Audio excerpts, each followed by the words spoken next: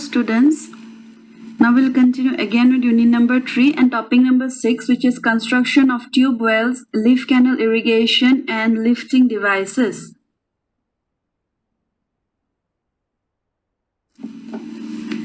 First, construction of tube wells. The tube wells can be driven, jetted and drilled. So first one is drill tube wells. Drill wells are constructed by making boreholes by using different drilling methods. Tube well construction involves drilling at the borehole, installing the casing and well screen, and developing the well to ensure sand-free operation and maximum yield. The different drilling techniques are hand auger drilling, percussion drilling, sludge drilling, rotary drilling, water injection drilling, and rotary percussion drilling. These drilling techniques are important. You may get the question to write short notes on these different drilling techniques. Next, number 2, driven tube wells. It consists of a pipe and a well point which are forced into the water-bearing formation by driving with a drop hammer. They develop small yields, and their construction is limited to shallow depths in soft, unconsolidated formations free from boulders and other obstructions. It is constructed by driving a small diameter perforated tube with a pointed end into sand or gravel. They are commonly used for domestic water supply. This method includes 2 techniques, percussion driving and water jetting. These things I'm sure you have learned in your geotechnical engineering subject. Next, number 3, jetted tube wells. It is constructed using hand-operated equipment or power-driven machines, depending upon the type of formation and the size and depth of the well. The water is pumped into the well through a pipe of small diameter. It is forced against the bottom of the hole through the nozzles of a jetting bit. The hole is cased to prevent a cave-in. Jetted tube wells have small yields, and their construction is possible only in unconsolidated formations. Next, lift canal irrigation. In lift irrigation, water is lifted from a river or a canal to the bank to irrigate the land which are not commanded by gravity flow. Hence, the type of canal irrigation where lift irrigation is implemented is known as lift canal irrigation. Lift canal irrigation are the main waterways that bring irrigation water from a water source to the areas to be irrigated. They can be lined with concrete, brick, stone, or a flexible membrane to prevent seepage and erosion. Next, lifting devices. The first one is we know it commonly as pumps. So irrigation pumps are used to pump water from a lower to a higher level, from which the water then flows through channels to the fields requiring irrigation, or rather lift operation, or to raise it to the required pressure head so that it can be sprayed on the fields via piping systems or sprinkling.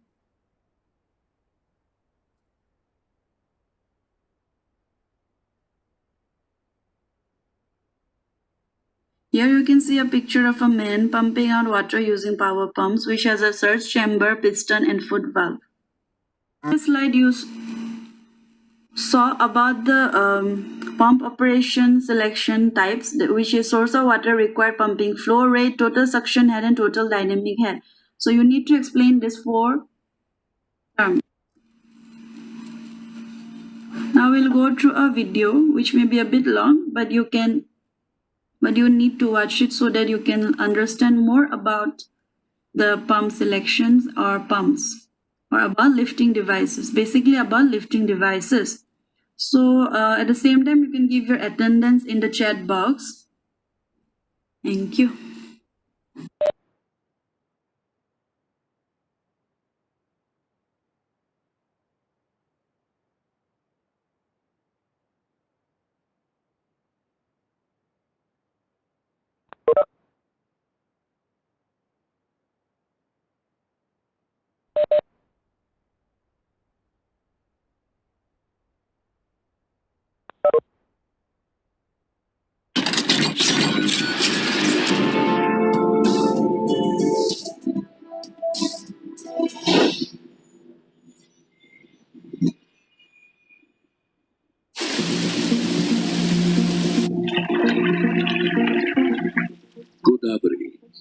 the largest river of peninsular India.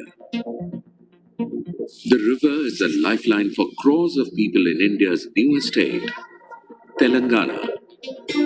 However, much of the river's torrential flow goes untapped, putting the brakes on the economic and human potential in the state. That is, until now. In 2008, the Telangana government laid out the vision for a massive engineering undertaking. The Kaleshwaram Lift Irrigation Scheme, or KLIS. It is one of the largest, most imaginative irrigation projects in independent India, and it's nearing completion in the district of Jaishankar Bhupalapalli. Its ambition and scope are breathtaking. Through a complex system of barrages, pump houses, tunnels, and canals, waters of the Godavari would be lifted from the reservoir downstream to fertile areas upstream. The farmers in Telangana face a unique irrigation challenge. Because the land is at very much higher elevation, and the water is at very much lower elevation. So, lift irrigation is very much essential to feed the water to the entire state. This makes it difficult to bring the water to farms for irrigation. KLIS was designed to address this problem. The impact of this project promises to be huge. The Godavari's main tributary, Pranahita, which literally translates into the life giver, is a torrent for 3 to 4 months. The plan is to use barrages to hold the water and move it upriver via gravity canals to irrigate over 18.25 lakh acres in 13 districts, and stabilizing another 18.75 lakh acres in 7 more districts. To put this into perspective, KLIS will provide water for drinking, agriculture, and industry in 20 of Telangana's 33 districts.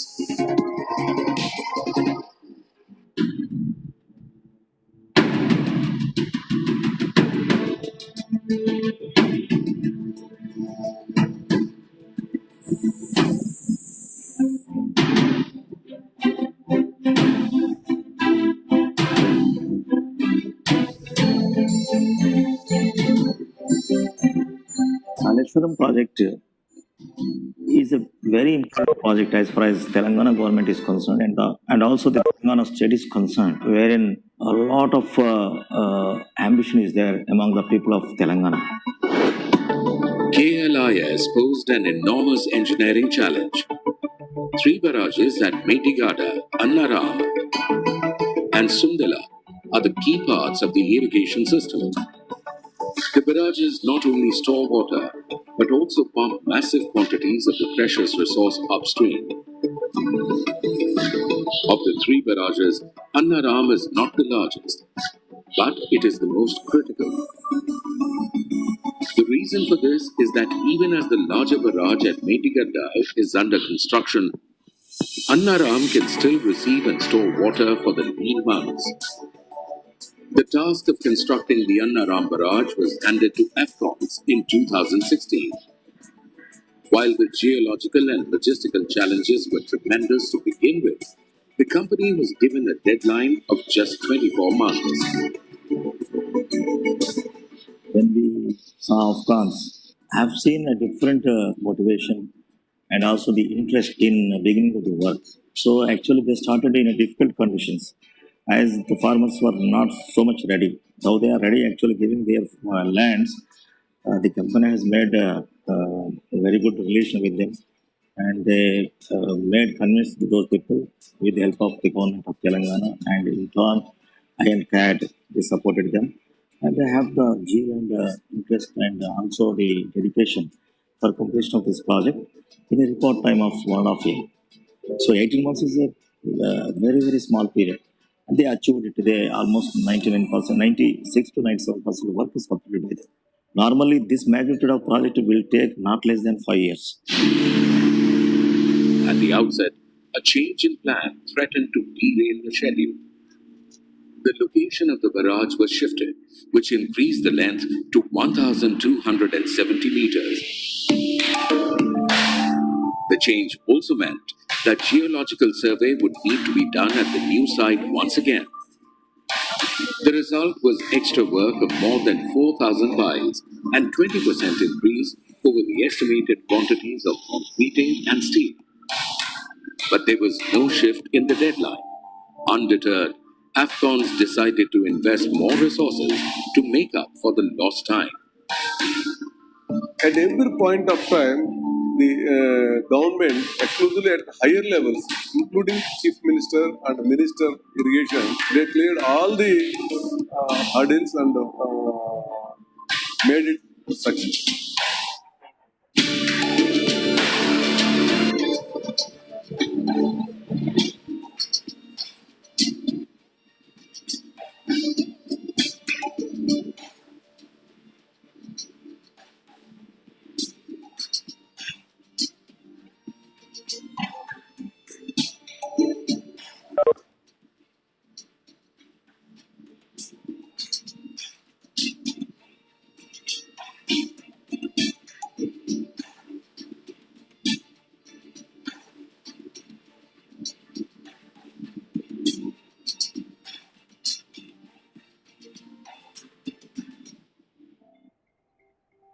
The new geological survey threw up another challenge.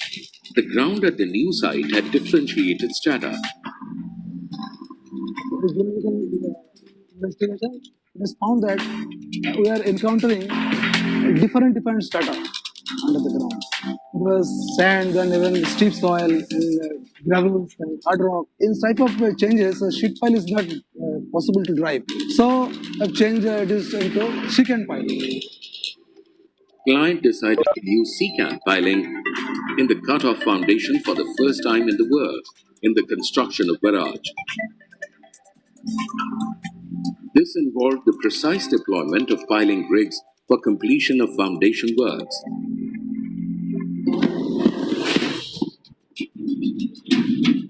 The team worked day and night,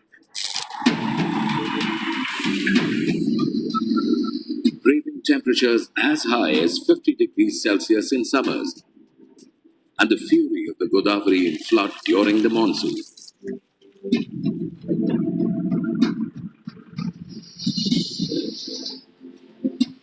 The result, 1,500 tons of cement consumed per day, 200 metric tons of steel used per day, 5,500 to 6,000 cubic meters of concrete poured per day, a feat never achieved before by Afghans. More than 1 lakh cubic meters of concreting per month for 4 consecutive months. Afghans moved 80 lakh cubic meters of earthwork. All this was achieved with a clean safety record of 8.2 million safe man-hours. The Annaram barrage is testament to what can be achieved when Afghans set sights to the sky. The total capacity of Annaram barrage is 10.87 TMC. It is 1,270 meters long, with 66 radial gates, each 15 meters tall.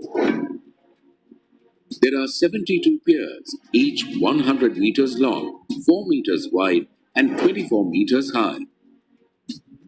A road bridge with a carriageway of 7.5 meters runs on top of the piers and connects the two ends of the riverbank. It's a display of Afghans' engineering prowess, a spirit of innovation, and zeal to nurture and supply a precious natural resource to those who need it the most. Afghans, building infrastructure, unlocking value, transforming lives.